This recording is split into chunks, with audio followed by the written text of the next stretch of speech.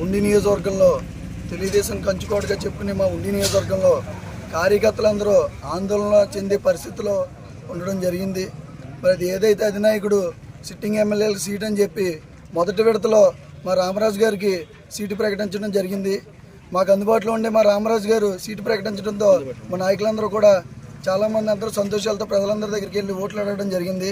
మరలా ఈ మధ్యన ఈ 2-3 రోజుల నుంచి సీటు మారుస్తారని బయట పుకార్లు రావడంతో ఆందోళనలో ఉన్నాం కార్యకర్తలంతా. మరి ఇదే విషయంలో మేము జనాల దగ్గరికి వెళ్ళి ఓట్లు అడుగుతూ ఉంటే మీ అధినాయకుడు మీ నాయకుడికి ఇచ్చిన మాట నిలబెట్టుకోలేకపోతున్నాడు, మీరు ఇచ్చిన పథకాలని రేపు పొద్దున మీరు ఇస్తారంటే మేము ఎలా నమ్మాలి అని చెప్పేసి మమ్మల్ని ప్రశ్నించే పరిస్థితిలో నియోజకవర్గంలో ప్రజలంతా కూడా ఉన్నారు. వారు మాకు అడుగుతుంటే వారికి ఏం సమాధానం చెప్పలేని పరిస్థితుల్లో మేము వెళ్ళి మా ఎమ్మెల్యే గారిని కూడా అడగడం జరిగింది.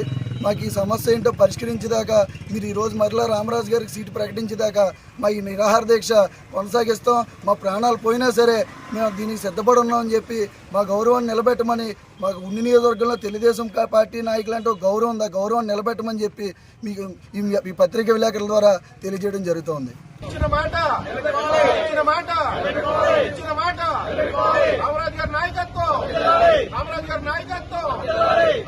నాయకత్వం